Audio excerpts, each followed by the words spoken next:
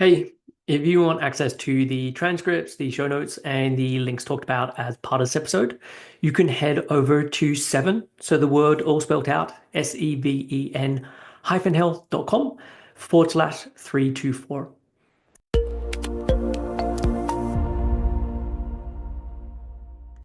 Hey everyone, welcome back to another episode of Real Health Radio. I'm your host, Chris Sandel. I'm a nutritionist and a coach and an eating disorder expert, and I help people to fully recover. So before we get on with today's show, I just want to say that I'm currently taking on new clients. If you are living with an eating disorder and you want to reach a place of full recovery, then I would love to help you get to that place. I've been working with clients for the last 16 plus years, and I'm very good at what I do. If you've been listening to this podcast for any length of time or following these videos for any length of time, hopefully you're able to pick that up. But if you haven't, you can go and watch some of the testimonials that I have or read the testimonials on my website. But if you are suffering with an eating disorder and you want to reach a place of full recovery, irrespective of how long it's gone on, I would love to help with that. If this is what you would like, then please send an email to info@7-health.com and I can then send over the details.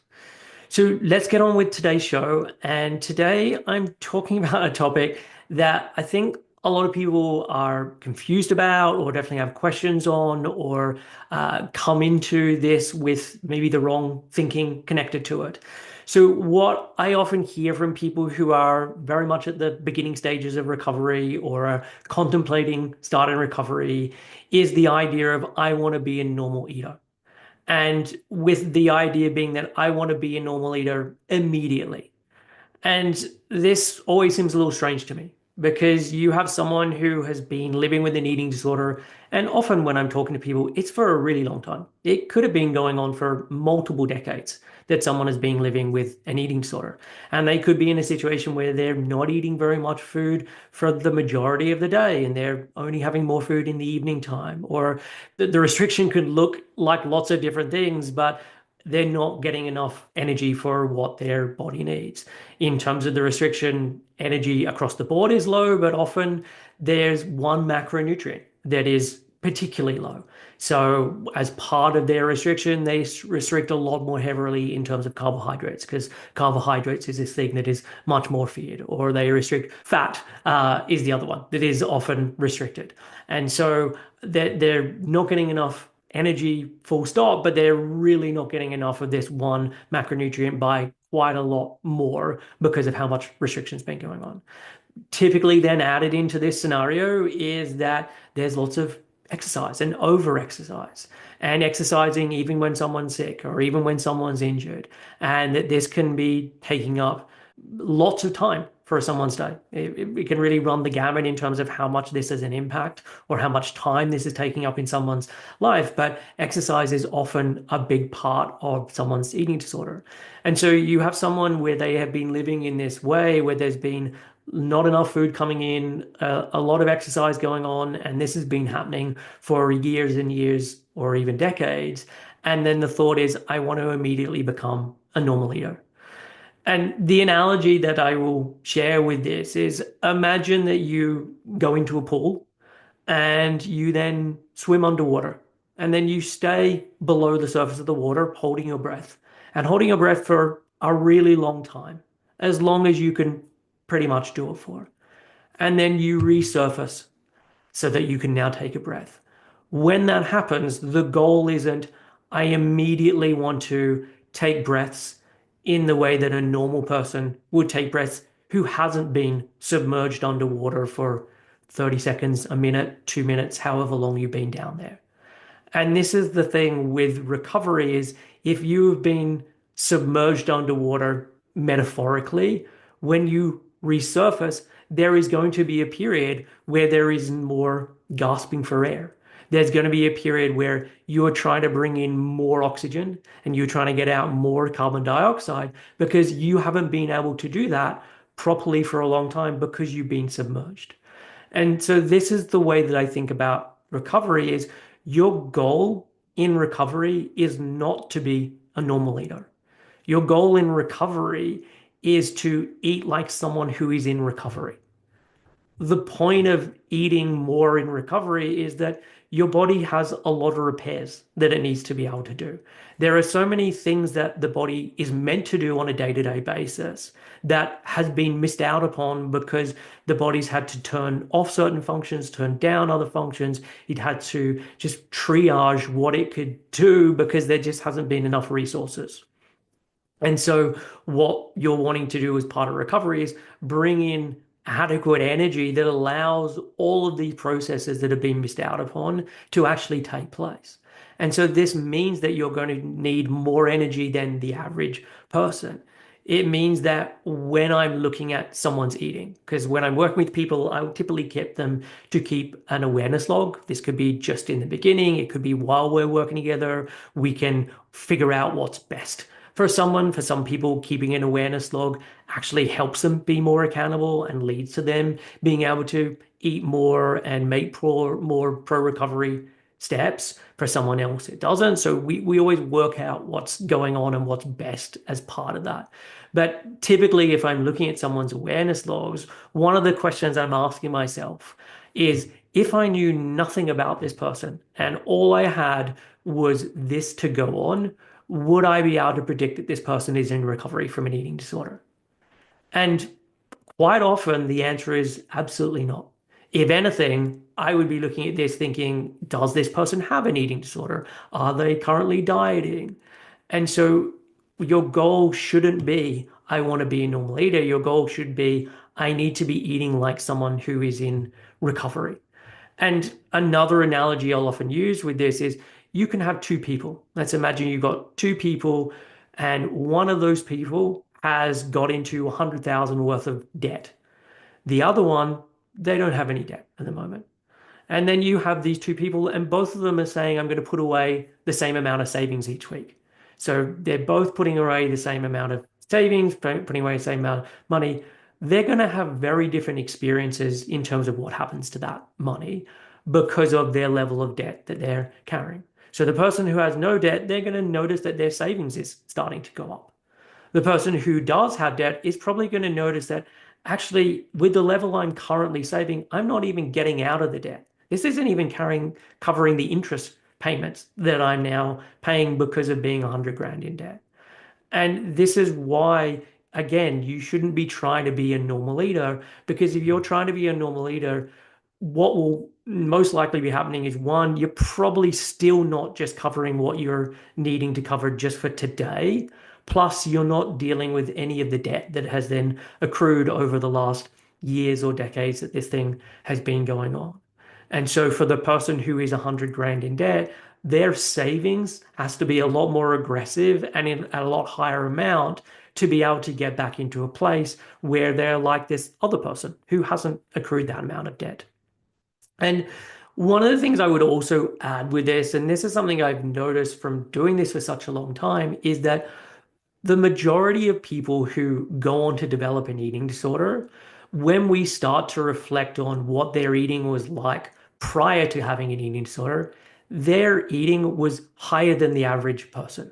So it's very common when I have conversations with people and they reflect back, they're the ones that said, you know what, I was always the person who was eating those three sandwiches. Or it was this joke in our household that I would be out eating my two bigger brothers. Or it was really funny at school. I used to sit down with the boys' football team and I used to eat lunch with them, and they'd always be joking that I could eat more of them. Like maybe you don't have those exact experiences, but there's some reflection that actually, when I think about what my eating was like before the eating disorder, I did have a big appetite. And often connected to that was this wasn't a problem.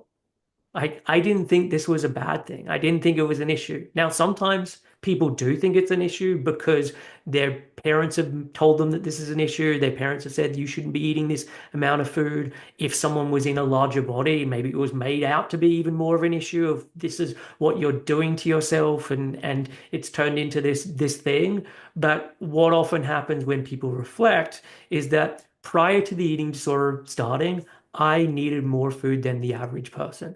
And so I am asking you to do the same. If you're living with an eating disorder, I don't know at what point it started, but reflect back to what did your eating used to be and used to be prior to any kind of intervention on your behalf or on someone else's behalf. So if your mom took you to Weight Watchers or you decide to start dieting, prior to those things happening, what was your eating like? Because the vast majority of times when I have this conversation with people, it's my baseline was much higher. And so what this means is that this is what is going to be, it's going to be like for you forever. So if this was what it was like before the eating disorder, this is what it's going to be like after the eating disorder. And so even when you're fully recovered, your baseline is going to be higher than the average person. And this also means that when you're in recovery, if you are trying to eat like a normal eater, and you're using what are the people at work eating, what is my partner eating, etc., the likelihood is that that level is not even going to be enough just to cover your every day to day, let alone the debt that has accrued from being in this state for such a long time. And so I think this is just a really important thing to recognize because when we think about the concept of I want to be a normal eater, there can often be a lot of bias and a lot of beliefs wrapped into what do we mean by normal eater. Because often normal eater is code for I want to do eating disorder light.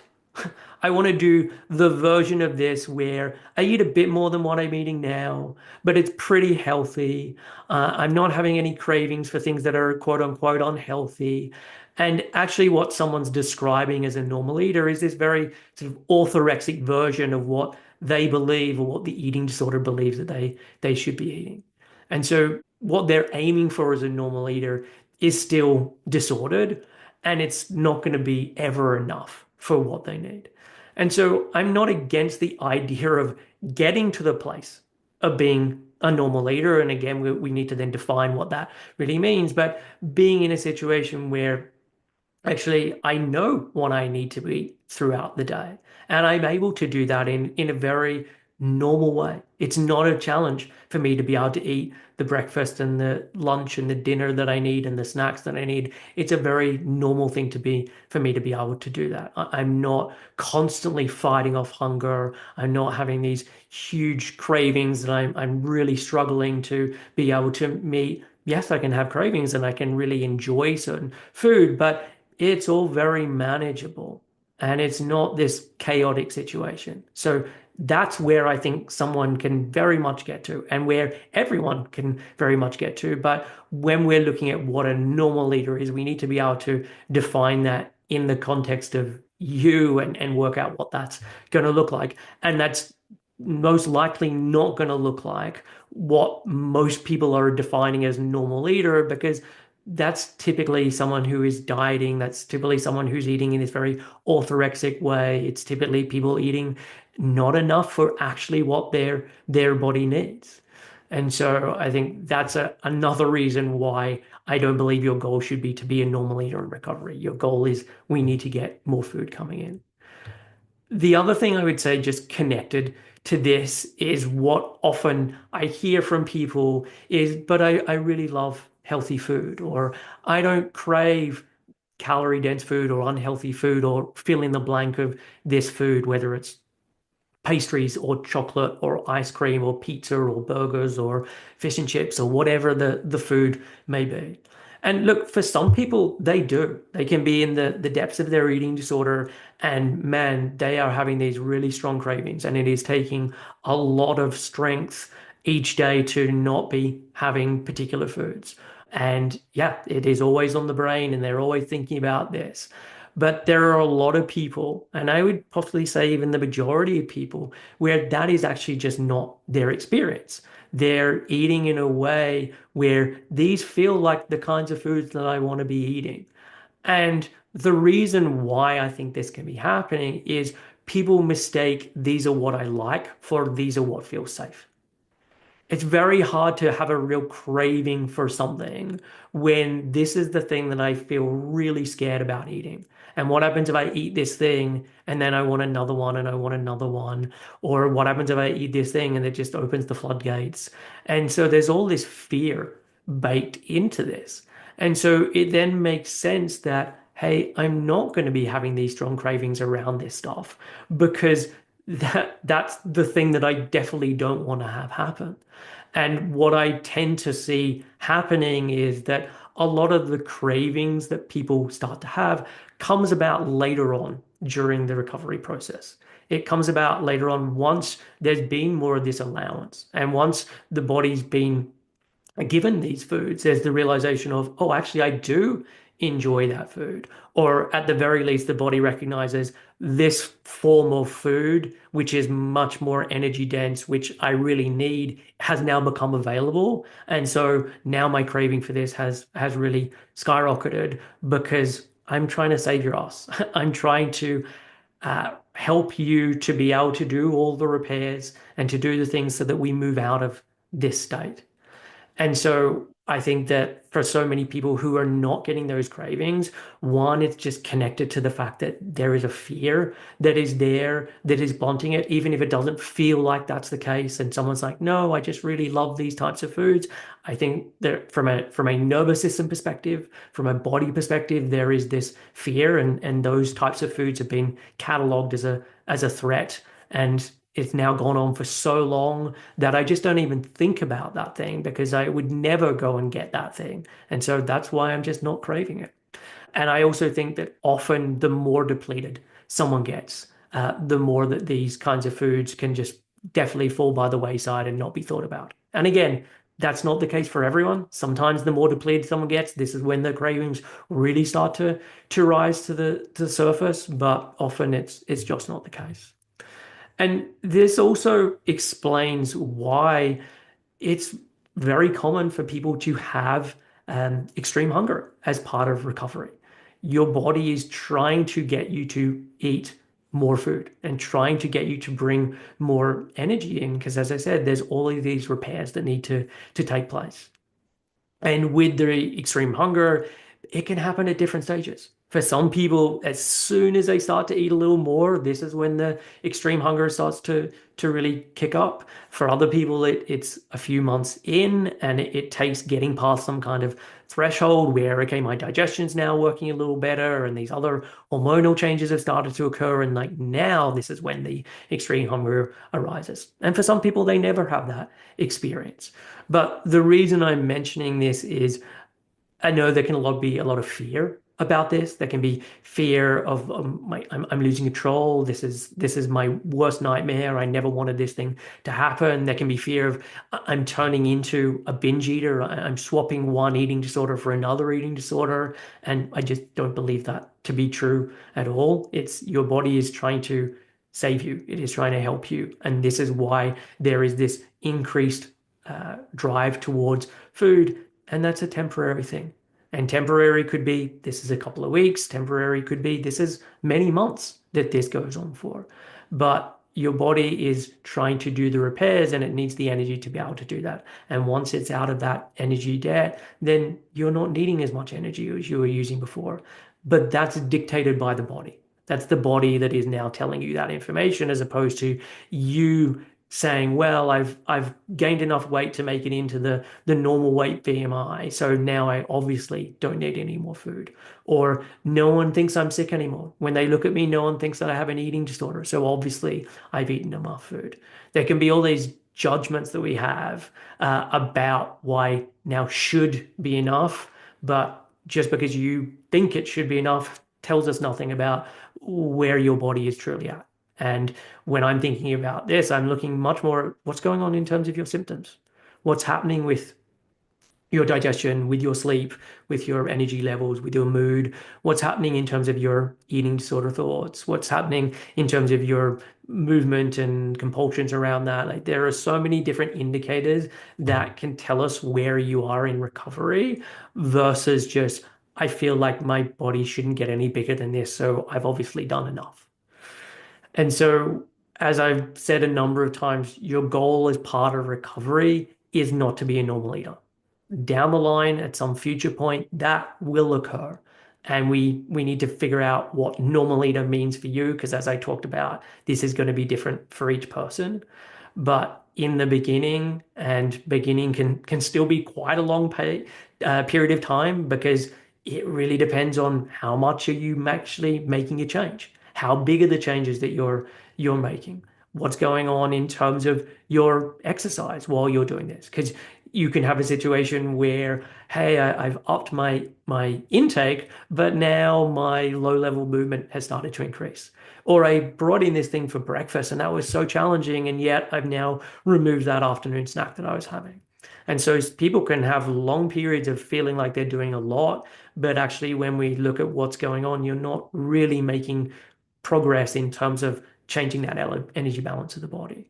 And so the goal for as long as it needs to be happening is eating in a way that is about recovery. And the goal is recovery eating and allowing the body to have the energy that it needs to be able to finally get out of this state and to get out of it for forever. So that this isn't, I got to quasi recovery and then I stopped here and then I stayed here for a couple of years and then things relapsed again. It's getting fully recovered so that this thing is a thing of the past and truly a thing of the past. And I've done all the physical repair and then I've also done all of the other pieces that are so important as part of recovery so that this is something that just doesn't happen again. I've got to a stage where I have other ways of being able to deal with life and cope that doesn't involve the eating disorder.